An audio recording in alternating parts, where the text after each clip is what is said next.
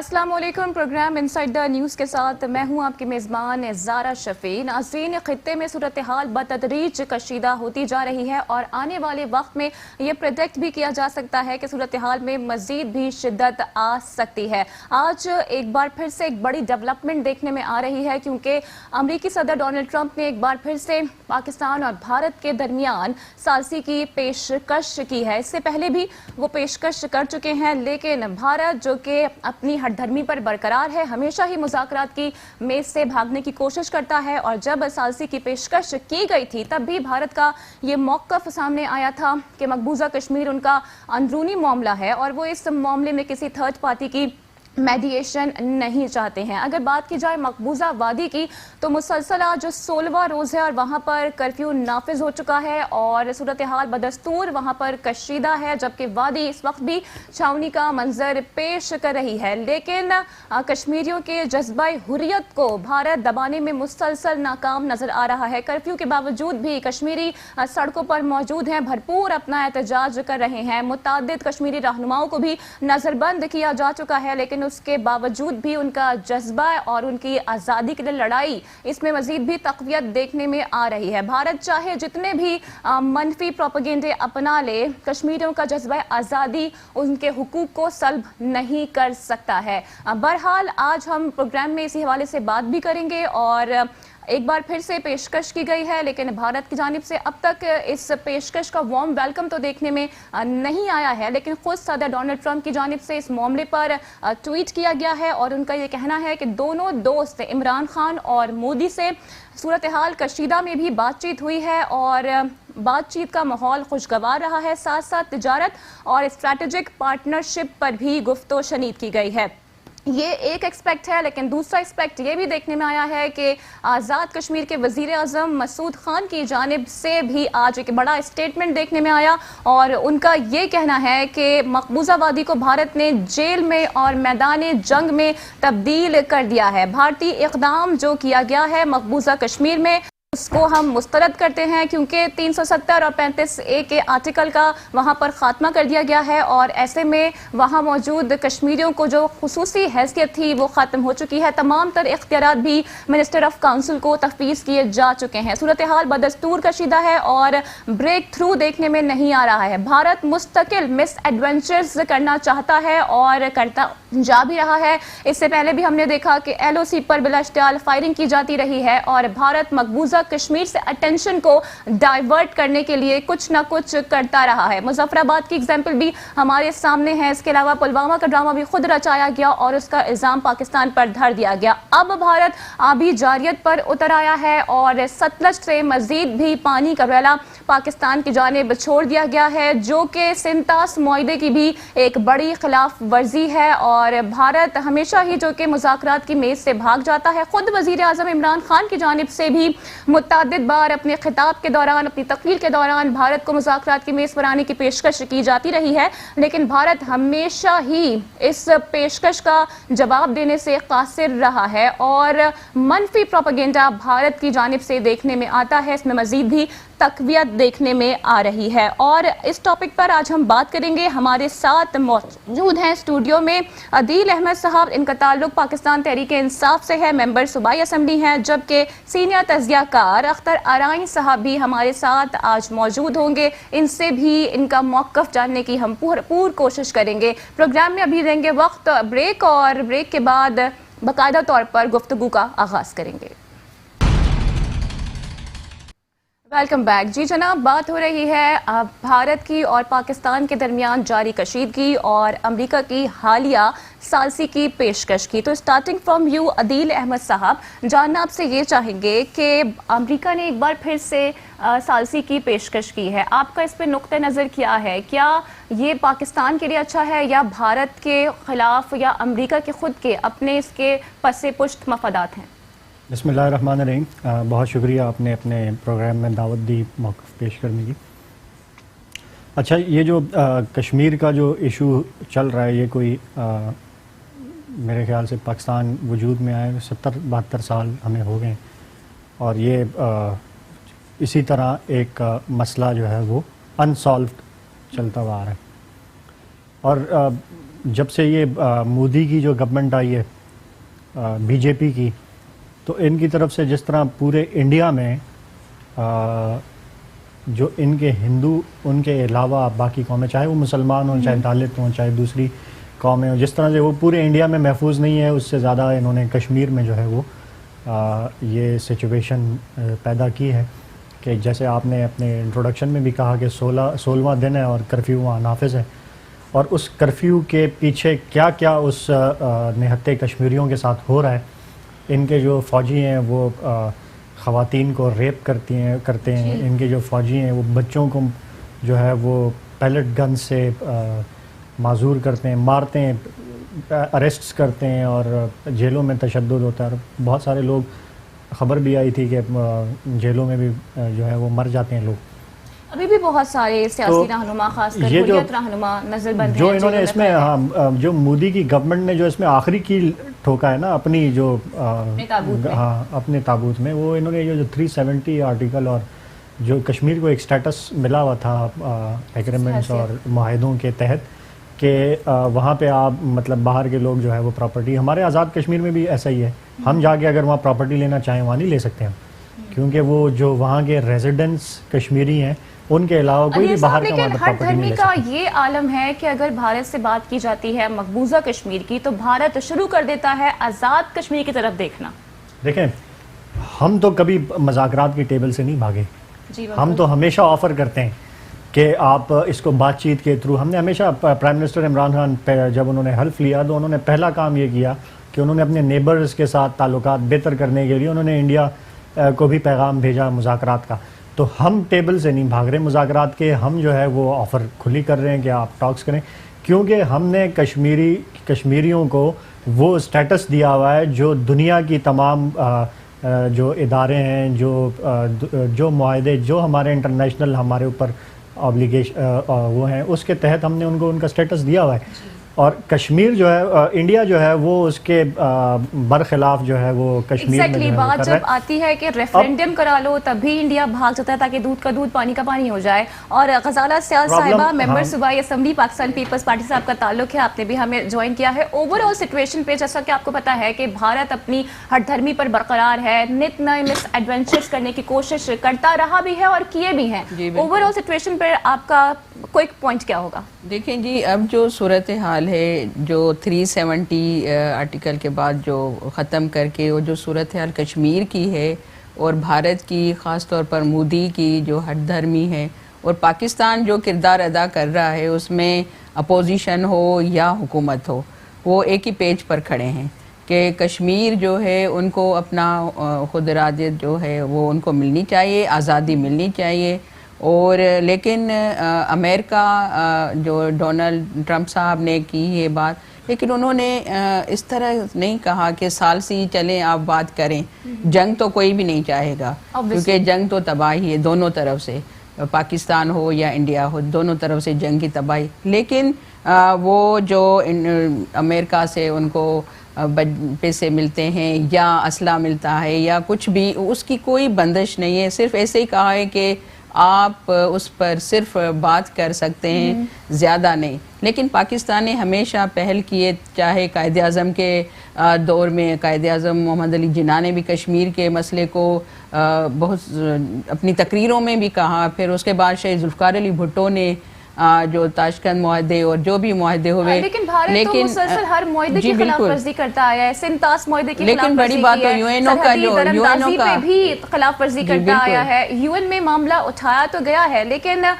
جس طرح سے ماضی میں بھی اٹھایا جاتا رہا ہے اس کے فروٹ نتائج سامنے نہیں آتے. بند کمروں میں بیٹھ کر جو بات ہوتی ہے نا, کھل کر بات کریں, ٹھیک ہے. بند کمروں میں چائنا نے ساتھ دیا, انہوں نے, تو دوسرے ممالک جو ہیں, بہت بڑی ڈیولپمنٹ ہے کہ سلامتی کونسل میں یہ بات گئی. پاکستان وہاں کا ممبر نہیں ہے, لیکن اس کے باوجود بھی پاکستان کو سنا گیا, اس کی حمایت کی گئی. خود سابق آسٹریلوی سینیٹر نے کشمیر کے حق میں آواز بلند کی ہے.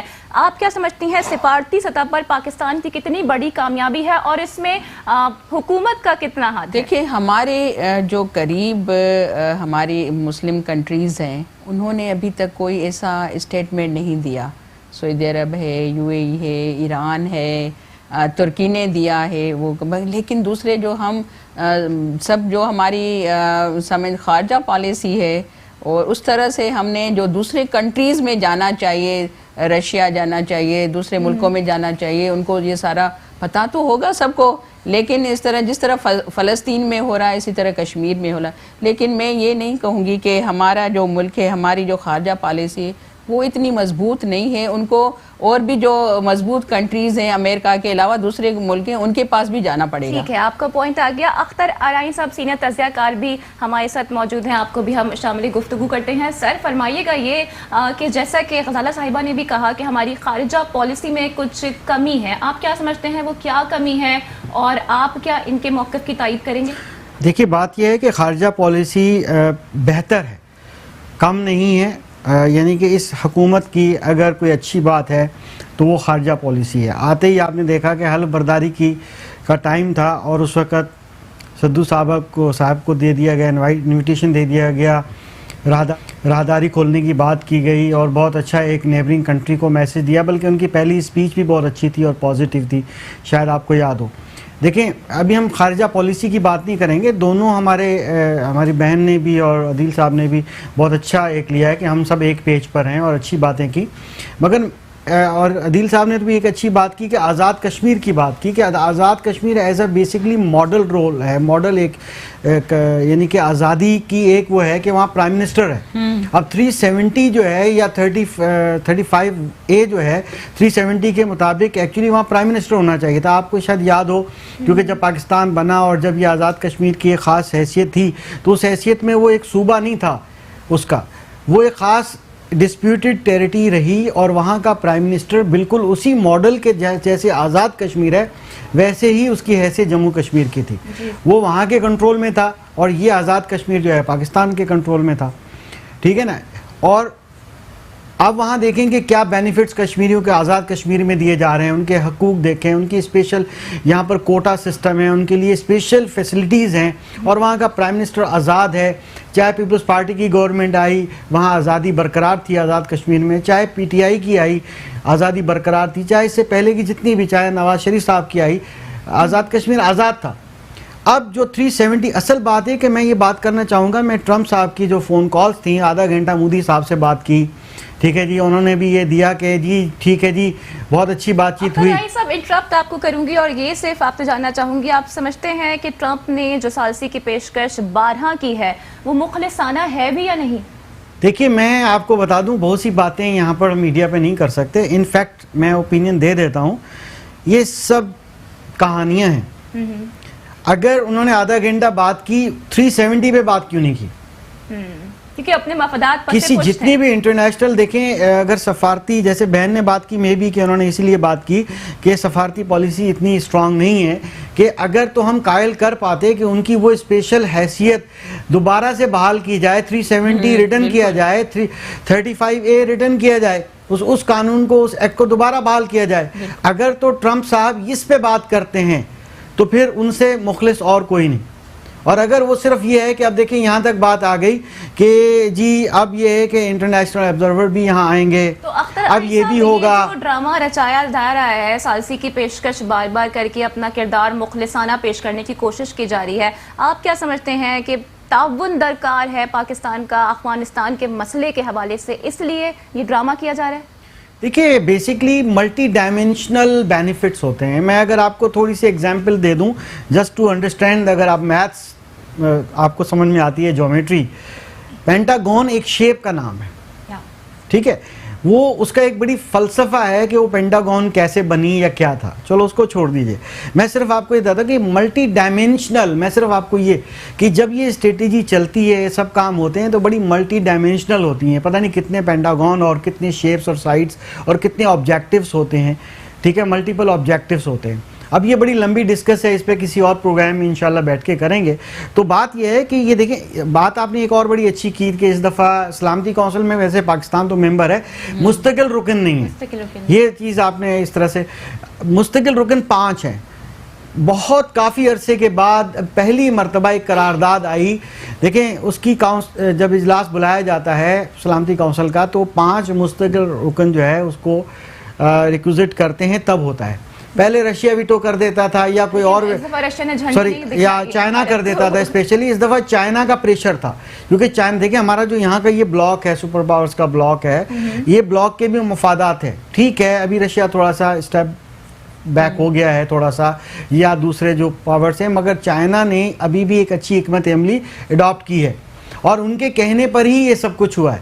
اگر یہ پانچوں نہ ریکوزٹ کرتے تو جو ابھی یہ قرارداد آئی تھی جموں کشمیر کے بارے میں یہ نہ آتی, شاید اس طرح سے نہ آتی. ٹھیک ہے اختر صاحب, آپ بات 370 کو جو ہے ریٹرن کرنے کے لیے بحال کرنے کی بات ہونی چاہیے.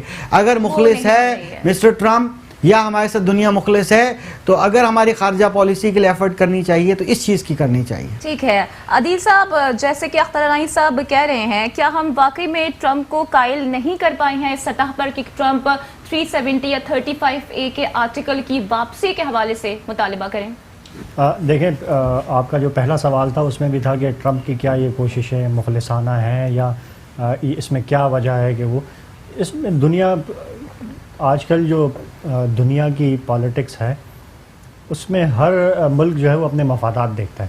ہمارے برادر ملک ہیں, دوست ممالک ہیں, بلینز آف ڈالرز کا ان کا بزنس ہے, تو جو بزنس انٹرسٹ ہوتے ہیں جو اکانومی سے ریلیٹڈ چیزیں ہوتی ہیں اس میں پھر جو ہے وہ کچھ کنسٹرینٹس اور ریسٹرینٹس آ جاتی ہیں. معاملہ مزید بھی طول پکڑ اسی جائے گا. طریقے سے اگر مسلم ممالک انٹروین نہیں کریں گے تو پھر ہم کیسے یہ ازیوم کر سکتے ہیں کہ انٹرنیشنل ممالک اس میں آ کے اپنا حصہ ڈالیں گے؟ اسی طریقے سے جو یو ایس ہے, پرائم منسٹر جب گئے وزٹ پہ اور ٹرمپ سے جو ان کی میٹنگ ہوئی اس میں انہوں نے بالکل واضح طور پہ سامنے آیا کہ مسئلہ کشمیر جو ہے وہ انہوں نے ڈسکس بھی کیا اور ٹرمپ نے میڈیشن کی جو بات کی وہ پہلی دفعہ وہاں سے سامنے آئی. پھر انہوں نے انڈیا نے ڈینائی کیا اور اس کے بعد یہ 370 کے ایبروگیشن پہ آئے.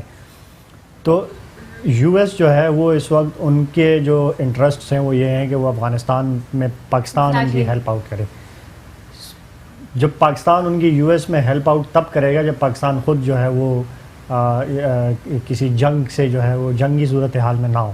ابھی ریسنٹ جو کابل میں اٹیک ہوا ہے اس پہ بھی کسی نہ کسی طرح سے پاکستان پہ الزام دھرنے کی کوشش کی گئی تھی لیکن دیکھیں وہ افغانستان میں بھی ہو اور پلس انڈیا بھی کوئی نہ کوئی مس ایڈونچر کر سکتا ہے, جس طرح پلوامہ میں ہوا اس سے پہلے جو وہ اٹیکس کرتے ہیں اور پھر جو ہے وہ پاکستان پہ الزام لگا دیتے ہیں, جس کا پہلے سے جو ہے پرائم منسٹر صاحب نے جو ہے پہلے سے اس کی انڈیکیشن دی ہے کہ یہ پھر دوبارہ سے کوئی اس طرح کی حرکت کر کے پاکستان پہ جو ہے وہ ملبہ ڈالیں گے, اور ان کیس اگر وہ اس طرح کوئی مس ایڈونچر کرتے ہیں تو پاکستان جو ہے وہ بھرپور جوابی.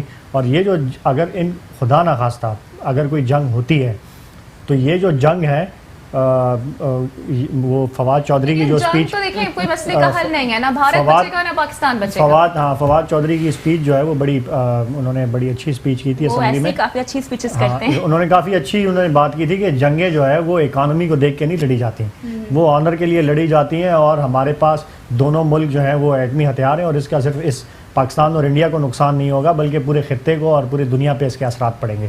تو جو پرائم منسٹر نے جو دنیا میں سفارت کاری کی اس کشمیر ایشو پہ, اور انہوں نے جو مودی کو ریلیٹ کیا ہٹلر سے اور جو ان کی بی جے پی کی پارٹی کو نازی پارٹی سے ریلیٹ کیا, تو یہ جو حقیقت جو دنیا کو انہوں نے بتائی اور وہ بڑا کامیاب جو ہے دنیا میں ہر انٹرنیشنل نیوز پیپر کی ہر انٹرنیشنل اس کی جو ہے وہ ہیڈ لائنز بنی. تو کیا وجہ ہے بھارت ہمیشہ لبرلزم کی بات کرتا ہے لیکن بھارت اس کے باوجود حرکتیں بہت چھوٹی کرتا ہے. غزالہ صاحبہ آپ سے یہ پوچھنا چاہوں گی کہ آپ کیا سمجھتی ہیں, کیا آپ سیکنڈ کرتی ہیں عدیل صاحب کی اسٹیٹمنٹ کو, اور آپ یہ بھی کیا سمجھتی ہیں کہ اس ثالثی کی جو پیشکش ہے اس پر مودی سرکار کی جانب سے اب کیا رد عمل آئے گا؟ اس پہ میں آپ کا موقف لوں گی لیکن ابھی وقت ہو گیا ہے بریک. ویلکم بیک, اور گفتگو کو کنٹینیو کریں گے. کشمیر کے حوالے سے ہم بات کر رہے ہیں جہاں پر اس وقت بھی کرفیو نافذ ہے, اور بریک سے پہلے میں نے ایک سوال کیا تھا غزالہ صاحبہ سے, اب ان سے ہی اس کویسچن کا ہم جواب حاصل کرنے کی کوشش کریں گے. غزالہ صاحبہ فرمائیے گا کہ آپ کیا سمجھتی ہیں, اوور آل سچویشن آپ کے سامنے ہے, کیا آپ سمجھتی ہیں کہ مودی سرکار اب اس ثالثی کی پیشکش کے بعد کوئی ہوش کے ناخن لینے کا ارادہ رکھتی ہے؟ دیکھیں میں آپ کو جس طرح آپ نے عدیل صاحب کے لیے کہا کہ آپ سیکنڈ کریں گی, لیکن فواد چودھری صاحب جو اس وقت انفارمیشن منسٹر نہیں ہیں, انفارمیشن منسٹر بھی کوئی اور آیا ہوا ہے, تو میں یہ کہوں گی کہ ابھی جو صورتحال ہے، پرائم منسٹر صاحب، وزیر خارجہ ہمارے جنرل باجوہ صاحب، یہ سب امریکہ گئے تھے. جب وہاں پر باتیں ہوئیں، کیا باتیں ہوئیں، وہ ابھی تک اسمبلی میں نہیں بتایا گیا، کیونکہ عوام کو بھی بتانا چاہیے. اور عمران خان نے بھی، جو ہمارے وزیر اعظم، سلیکٹڈ وزیر اعظم، انہوں نے بھی اس طرح عوام کو کوئی اعتماد میں نہیں لیا. لیکن وہاں پر جو باتیں ہوئیں، لیکن جب وہ پاکستان پہنچتے ہیں تو مودی سرکار اپنی جو اسمبلی ہے اس میں 370 کو کیا بات ہوئی، کیا آپ لوگ یہاں سے گئے ہیں، پرائم منسٹر، وزیر خارجہ، ہمارے جنرل صاحب سب گئے ہیں، تو آپ جب واپس آتے ہیں تو یہ صورتحال تو بالکل خراب تھی کشمیر کی، لیکن اس طرح کی نہیں تھی کہ آپ 370 بھی ختم کر کے ان کے رائٹس ختم کر دیں.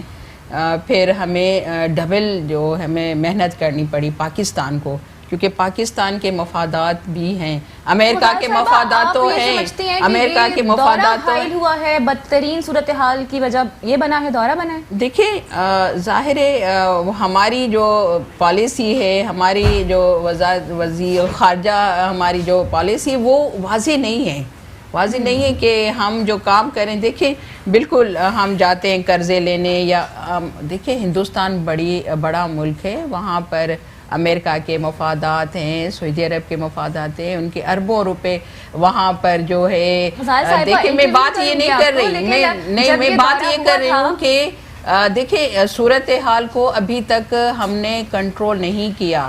ہماری وہ 370 والی جو بات ہے وہ ابھی تک کسی نے نہیں کی، نہیں امریکہ نے نہیں کی، کسی نے بھی نہیں، کہ اس کو جہاں آپ نے ختم کیا اس کو بحال کیا جائے. لیکن ابھی ہماری جو اسٹرگل ہے، ہمارا کام ہے، اور بھی زیادہ کرنا چاہیے، تاکہ ہمیں اپوزیشن کو بھی لینا چاہیے. ہم نے اپنی اپوزیشن کو دیکھیں، پاکستان میں دیکھیں، ہم کشمیر کے جو مفادات ہیں، کشمیر کے رائٹس ہیں، کس طرح صرف ایک حکومت کا کام نہیں ہے جو اپوزیشن میں ہے، آپ ان کی آواز کو دبایا گیا ہے.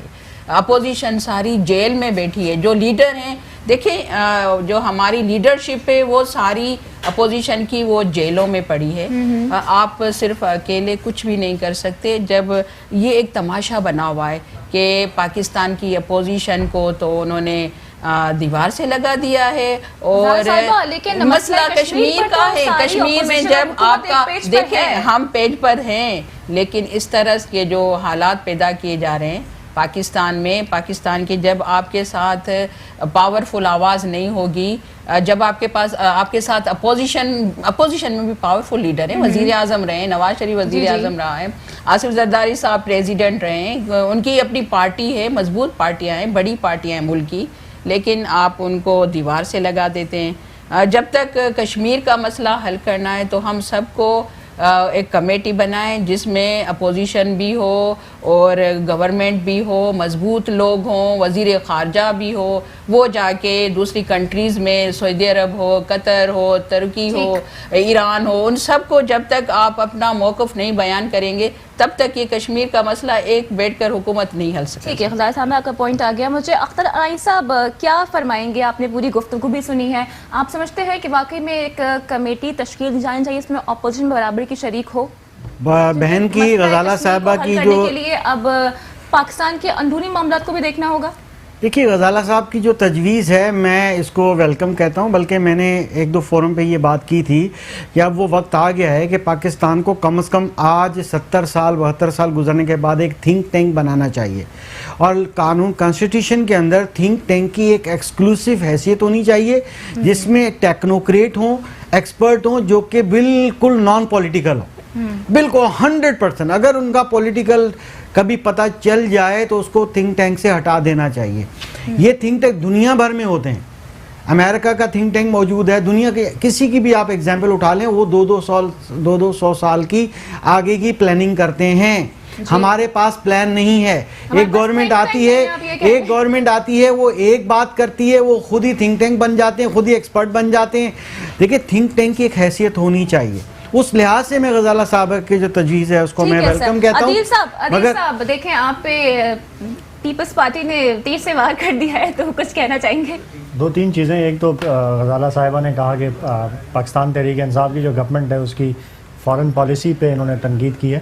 جی تو میں اس پہ یہ کہوں گا کہ پاکستان تحریک انصاف کی جب سے گورنمنٹ آئی ہے تو جتنی کامیاب فارن پالیسی لے کر چلیں پرائم منسٹر عمران خان صاحب اور فارن منسٹر شاہ محمود قریشی صاحب, اس پر دونوں داد کی مستحق ہے. اور اس کی وجہ ہے کہ پرائم منسٹر صاحب کی جو ایک ہے انٹرنیشنل ان کی کریڈیبلٹی ہے, ان کا ایک اسٹیچر ہے, ان کو دنیا جو ہے وہ ان کی عزت کرتی ہے.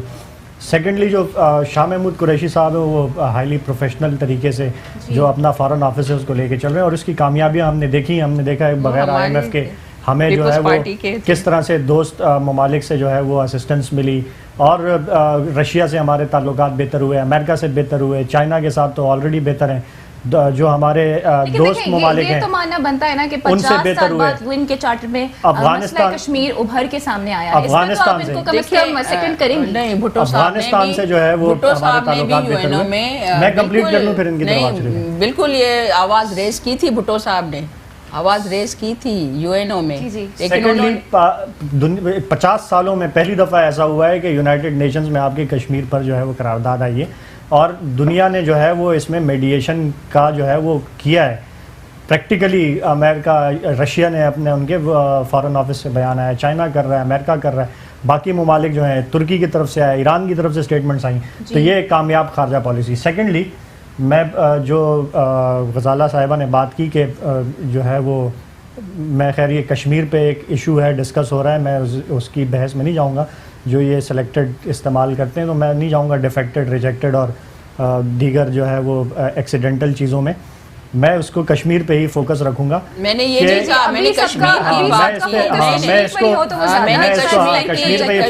بات کی کہ ہمارا پاکستان میں بھی جو ہمارے مضبوط لوگ ہیں, جو پاورفل لیڈرشپ تو ہے نا, پارٹیاں تو ہیں نا, ان ظاہر ہے آپ کو جیلوں میں بند کر کے رکھا گیا ہے. اس طرح کے نہیں ہونا انہی لیڈرشپ کو 5 سال موقع ملا ہے, 5 سال نہیں بلکہ یہ 30 سالوں سے پالیٹکس میں پاکستان میں کسی نہ کسی صورت میں جو ہے وہ اقتدار میں رہے. تو اس طرح کے نہیں حال تھے, 370 کو نہیں ختم کیا گیا تھا. ان 70 سالوں میں کشمیر کمیٹی کے جو چیئرمین انہوں نے بنائے ہوئے تھے وہ صاحب جو ہیں وہ اس کے صرف مراعات لیتے تھے, ان کے منہ سے کشمیر تک کا نام نہیں نکلا جتنا عرصہ وہ کرسی پر براجمان رہے.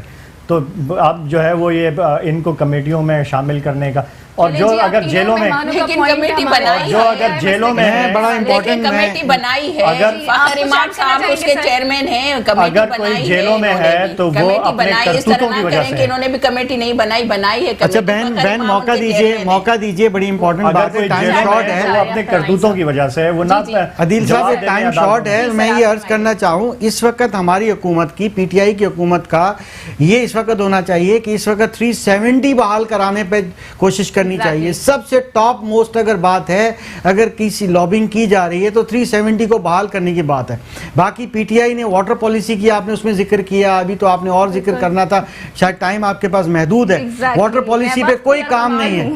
واٹر پالیسی آپ نے انٹروڈکشن میں بتایا ہے کہ پانی کا جو انہوں نے چھوڑ دیا ہے. پی ٹی آئی نے واٹر پالیسی پہ کیا کیا ہے؟ کچھ نہیں, صرف یہ کیا ہے کہ جناب کہ آپ کے جو لیڈران ہیں وہ پانی میں نکلیں, بارشوں میں نکلیں اور تھوڑا سا باہر انجوائے کریں, اور ایک چائے والے ہوٹل سے جو ہے پراٹھا چائے پئیں. دیکھیں واٹر پالیسی, یہ چھوٹے چھوٹے ڈیم بات کرنے کی پرائم منسٹر صاحب نے بہت اچھی تجویز دی تھی, اس پہ فوکس بھی کرنا چاہیے. ٹھیک ہے, ابھی اگر چھوٹے چھوٹے ڈیم بن جاتے, اب کراچی دیکھیں ڈوب رہا تھا, اسکیم 33 جو ہے وہ ایک چھوٹا سا ڈیم جو ہے اوور فلو ہو گیا. چھوٹے چھوٹے ڈیم کیوں نہیں بنائے گئے؟ یہ عمران خان صاحب نے, پی ٹی آئی کی حکومت نے اس طرح کے بہت سے اور ایجنڈا جو انہوں نے مینیفیسٹو دیا تھا اس پہ کوئی کام نہیں ہوا. ٹھیک ہے, اب کے ایم سی پریشان ہے, سندھ گورنمنٹ پریشان ہے. آپ دیکھیں اب کیا ہو رہا ہے, دیکھیں کیا بات جو ٹائم کی شارٹیج ہے. ڈیمز کا سر نے ذکر کیا, پی ٹی آئی کی گورنمنٹ نے آتے ہی بڑا ڈیم بنا رہے ہیں نا, وہ پیسے پتہ نہیں کہاں گئے ڈیم کے جو جمع ہوئے تھے, اوورسیز والوں نے دیے تھے. لیکن پی ٹی آئی کی گورنمنٹ نے پریکٹیکلی اس ڈیم کی تعمیر پہ کام کا آغاز کر چکے ہیں, اس کے ٹینڈر بھی ہو چکے ہیں, اس پہ کام کا بھی آغاز ہو چکا ہے. جو چھوٹے چھوٹے ڈیموں کی بات کی, میں ان کی انفارمیشن کے لیے بتا دوں, ڈیم کی بات ہمارے پاس کراچی میں پانی کی منصفانہ تقسیم یاد آ گئی ہے, جو کہ بیشتر ایسے علاقے ہیں کراچی کے ڈیم ایک سال میں نہیں بن سکتا, سڑکوں پر پانی بہ رہا ہے لیکن لوگوں کو پینے کا صاف پانی میسر نہیں ہے. سر آپ کی گورنمنٹ کیا کر رہی ہے؟ میں رسپونڈ کروں نا, ڈیم کی جو چھوٹے چھوٹے ڈیمز کی بات کی, ڈیم کوئی ایک سال میں نہیں بنتا. ہمارے پاس کے پی میں گورنمنٹ تھی, ہم نے وہاں چھوٹے ڈیم 256 ڈیموں کا وعدہ کیا تھا. ڈیم کو چھوڑ دیں, ہم نے مجھے more آپ than- K4 کے حوالے سے بتا دیں, 56 ڈیم بنیں گے. میں آپ کو چاہتی ہے کہ آپ لوگ You can imagine مجھے 57 256 ڈیمز کا ہم نے کہا تھا, ہم نے مور دین 200 اسمال ڈیمز وہاں پر مائکرو ہائیڈل جو پروجیکٹس ہیں وہ لگائیں کے پی وہ میں, بن گئے ڈیم. چیک کر سکتے جی, بن چکے ہیں, 256 آپریشنل ہیں, 256 نہیں, مور دین 200 صاحب ہم چلے کراچی میں اتنا پانی کا مسئلہ ہے, کراچی سر ود ان ون منتھ چھوٹے چھوٹے ڈیم بن گئے. کراچی کی نا, کراچی وہ کی انڈیا بات پانی چھوڑ رہا ہے, اس مسئلے پر تو کبھی بھی بات نہیں کی. آج بھی ایم کیو ایم کے وقت کی واٹر بورڈ سے ملاقات ہوئی ہے, جملوں کا تبادلہ ہوا ہے. سر آپ لوگ اتحادی ہیں ایم کیو ایم پاکستان کے, تو یہ کیا میری کل کال اٹینشن نوٹس تھی, اور میں نے کل واٹر اینڈ سیوریج کے جو ایشوز ہیں کراچی میں اس پہ کل اسمبلی میں بات کی ہے. یہ جو کراچی کا جو بات کر رہے ہیں اور سندھ کی جو بات کر رہے ہیں, سندھ میں گورنمنٹ پاکستان پیپلز پارٹی کی ہے, اور ابھی سے نہیں ہے, پچھلے 11 سالوں سے ہے. وفاق ڈائریکٹلی آپ کا کراچی میں یا سندھ میں آگے ڈائریکٹلی انٹروین, اگر جس دن بھی کسی اسسٹنس کی بات کریں تو سب سے پہلے سندھ حکومت جو ہے وہ روڑے اٹکانے کے لیے کھڑی ہوتی ہے. ہم نے حالیہ بارشوں میں بڑے میجر نالے کراچی کے جو ہے وہ آپ کو صاف کر کے دیے. اس وقت تو نالوں کی صفائی سب سے بڑا مسئلہ ہے, ہم نے صاف کر کے, ہم نے ٹیکس بھی دینا ہے, تاجروں نے ٹیکس بھی دینا ہے, ہم نے حکومت کو ٹیکس نہ دیں. میئر کراچی نے آج منع کر دیا ہے. دیکھیے نہیں, وہ انہوں نے جس طرح سے کہا ہے وہ بھی مناسب انداز نہیں ہے, اور جو پیپلز پارٹی کی گورنمنٹ کے ریپریزنٹیٹیو نے جو الفاظ استعمال کیے وہ بھی غیر مناسب ہیں. میں یہ کہنا چاہ رہا ہوں کہ ابھی اس وقت میں کل اور آج 2 دنوں میں مجھے یہ پتہ چل رہا ہے. ہمارے ساتھ ایم کیو ایم کے رہنما ریحان ہاشمی موجود ہیں, ان سے مزید ہم بات کرتے ہیں. ریحان ہاشمی صاحب, پہلے تو میں پروگرام میں آپ کو ویلکم کروں گی اور جاننا آپ سے چاہوں گی, میئر کراچی کہہ رہے ہیں کہ سندھ حکومت کو ٹیکسز نہ دیں بلکہ کے ایم سی کو ٹیکسز دیے جائیں. کیا ٹیکس کی ادائیگی اگر نہیں کی جائے گی تو کراچی کے مسئلے کیا ریزالو ہو سکتے ہیں؟ بسم اللہ الرحمن. آپ کے ناظرین کے لیے اور جو گراؤنڈ ہے ریالٹی وہ بھی بتاتا چلوں. ایک عام آدمی جب اپنے گھر سے باہر نکلتا ہے تو گلی پہ دروازے پہ پیر رکھتے ہی کے ساتھ سڑک ہو, فٹ پاتھ ہو, اسٹریٹ لائٹ ہو, سیوریج کا ایشو ہو یا کچرا اٹھانے کا معاملہ ہو, یا بلدیاتی معاملات کا سامنا کرنا پڑتا ہے. جی میئر کراچی نے یہ تجویزاً جو بات کہی ہے, بنیادی طور پہ تو کون سا کراچی کو مل رہا ہے؟ کراچی کا آدمی جو ٹیکس دے رہا ہے اس کا 99% فیڈرل یا پروونشل گورنمنٹ کو جا رہا ہے, اور جو بنیادی طور پر جو اس کو ایڈریس کرتا ہے اس کا مسئلہ وہ بلدیات کرتا ہے. بلدیات کا تو دیا ہی نہیں جا رہا. این ایف سی کے بعد پروونشل فائنانس کمیشن ہونا تھا, پروونشل فائنانس کمیشن کی میٹنگ کیوں نہیں ہوئی؟ یہ پوچھا جائے سندھ گورنمنٹ سے. ان کے انٹینشنز نہیں ہیں, ال انٹینشنز ہیں. کراچی کو یرغمال بنا لیا, کراچی کو لوٹنا گھسوٹنا ہو یا اس سے ٹیکسز لینا ہو وہ تو کریں گے. میں کراچی نہیں بلکہ اربن سندھ اور پورے سندھ کی بات کر رہا ہوں. انفارچونیٹلی ایسا ہے, اس میں کوئی دو رائے نہیں ہے. تو میئر نے یہ بات تشبیہاً کہی ہے, ہونا تو یہی چاہیے کہ لوکل گورنمنٹ کے ٹیکسز, یا تو سندھ گورنمنٹ جو کراچی والے ٹیکسز ادا کر رہے ہیں اس کا جو پورشن پروونشل فائنانس کمیشن کے ذریعے بنتا ہے وہ کراچی یا اربن سندھ میں لگایا جائے, اور اگر نہیں لگا رہے تو کراچی والوں کا ڈیو رائٹ ہے کہ وہ ٹیکسز پھر کیوں دیں. ریحان ہاشمی صاحب, اگر آپ کو میری آواز آ رہی ہے تو جاننا آپ سے یہ چاہوں گی کہ آج ناصر حسین شاہ نے یہ پیشکش کی ہے کہ متحدہ رہنما کے ساتھ بیٹھنے کو تیار ہیں, لیکن مرتضی وہاب پھر یہ کہہ دیتے ہیں کہ جو موجودہ میئر کراچی ہیں وہ اب تک کے نااہل اور ناکام ترین میئر ہیں. دیکھیں, مرتضی وہاب کا کہنا وہ پولیٹیکل پوائنٹ سکورنگ ہو, اپنی پریزنس کو اپنی پارٹی میں اور سندھ کے سیاسی منظر نامے میں زندہ اور جاویدہ رکھنے کے لیے اسٹیٹمنٹ دینا وہ اس حد تک ہے. پریکٹیکلٹی کیا ہے, گراؤنڈ ریالٹیز کیا ہو رہی ہیں یہاں پر جو عام آدمی فیس کر رہا ہے, کراچی کے مینڈیٹ رکھنے والے لوگ چاہے وہ ہم ہو یا ہمارے کولیشن پارٹنرز ہو جو فیس کر رہے ہیں کراچی کے لوگوں کی ایکسپیکٹیشنز, ان کو اس سے غرض ہی نہیں ہے, نہ ان کو اس درد کا احساس ہے. وہ اسٹیٹمنٹ کی حد تک ہیں. بیٹھے تو کس کام کے لیے بیٹھے بھائی؟ آپ پریکٹیکلی کر کے تو کچھ دکھائیں. آپ پی ایف سی کچھ نہیں کریں, پی ایف سی کریں.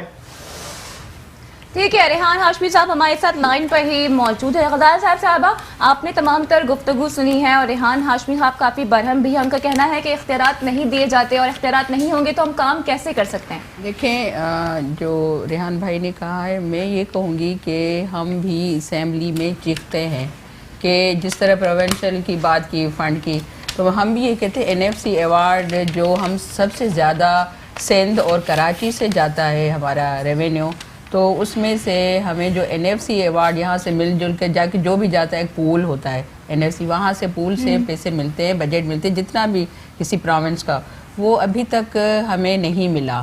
آپ علی زیدی جب صفائی کرنے آئے تھے، میری بات سنیں، نہیں ملا علی زیدی صاحب جب آئے تھے، جب صفائی کرنے کھڑے ہوئے تھے، آپ نے سنا تھا کہ انہوں نے کیا کہا تھا کہ مجھے 1 ارب اور 64 کروڑ پہ دو تو میں کچرا اٹھاؤں گا۔ تو 1 ارب 64 کروڑ پہ آپ ان کی جو فرسٹ اسپیچ ہے وہ نکالیں، وہ اختر صاحب کو بھی پتا ہوگا، تو انہوں نے کہا کہ ہمیں پیسے دیے جائیں۔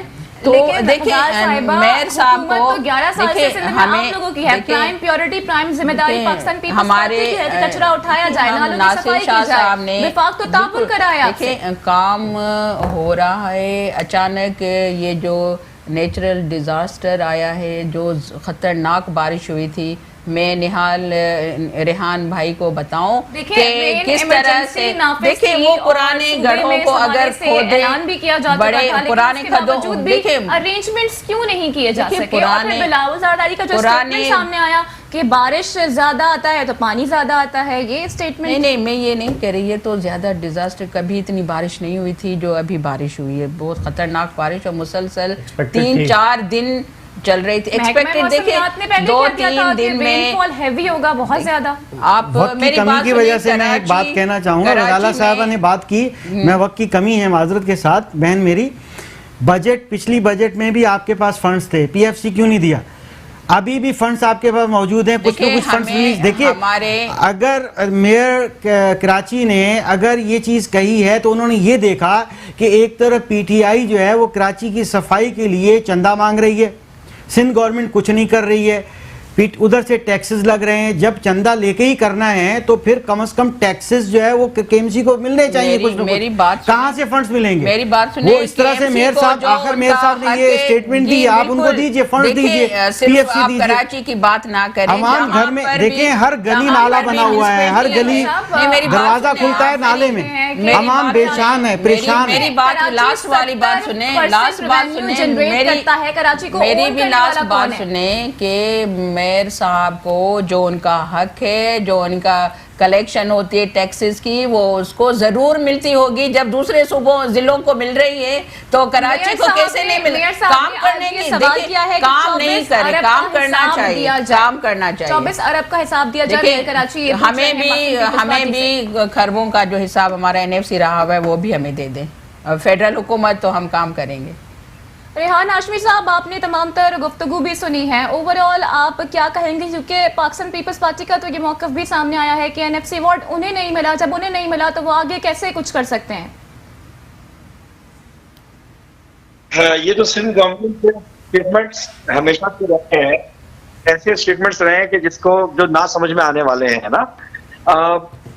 کراچی یا اربن سندھ سب سے زیادہ ریونیو کلیکٹ کر کے دیتا ہے، اور اس کو اس کے ریونیو کی مناسبت سے ملنا چاہیے۔ سینسز ہو چکے ہیں، حالانکہ اس سینسز پہ ہماری ریزرویشن ہے، اس کے باوجود بھی اسی ریونیو کا جو شیئر ہوگا وہ سینسس کے مطابق ہوگا۔ میں پاکستان کے سب سے بڑے ضلع کا آبادی کے لحاظ سے جو ہے اس کا چیئرمین ہوں۔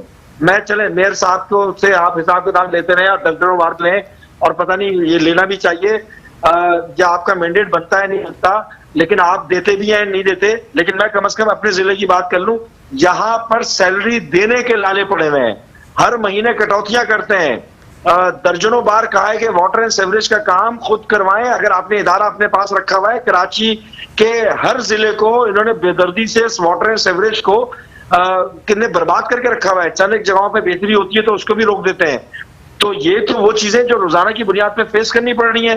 پھر بنیادی بلدیاتی ادارے آپ نے اپنے ہاتھ میں رکھے ہوئے کیوں رکھے ہوئے بھائی؟ ڈیولپمنٹ کا کام لیجسلیٹر کے پاس کیا کام ہے؟ یا وزیر اعلیٰ صاحب جا کر ڈیولپمنٹ کے کسی پروجیکٹ پہ افتتاح کر رہے ہوتے ہیں، چلیں افتتاح کی حد تک تو صحیح ہے، لیکن اس کا ایگزیکیوشن اس کی امپلیمنٹیشن لیجسلیٹر کے پاس کیا کام ہے؟ آپ نے واٹر اینڈ سیوریج اپنے پاس رکھا، کچرا اٹھانے کی ذمہ داری سالڈ ویسٹ مینجمنٹ ڈپارٹمنٹ بنا دیا، غیر آئینی ادارہ ہے، جی۔ کیوں بنایا؟ آرٹیکل 148 کا اطلاق کیوں نہیں کرتے آپ؟ بلڈنگ کنٹرول اپنے پاس کیوں رکھا ہوا ہے؟ وہ تو پنجاب میں بھی سالڈ ویسٹ ماسٹر پلان آپ کے پاس کیا کر رہا ہے؟ ڈیولپمنٹ اتھارٹی آپ کے پاس کیا کر رہی ہے؟ تو یہ تو سوالات کے پورا انبار ہے کہ آپ سندھ گورنمنٹ آپ لیجسلیشن کرنا چاہتے ہیں یا بلدیات چلانا چاہتے ہیں؟ پہلے تو یہ طے کر لینا۔ آپ کا پوائنٹ بھی آ گیا ہے۔ عدیل صاحب بس کوئکلی جاننا آپ سے چاہوں گی کہ صوبائی اور شہری حکومت کے درمیان جو رسک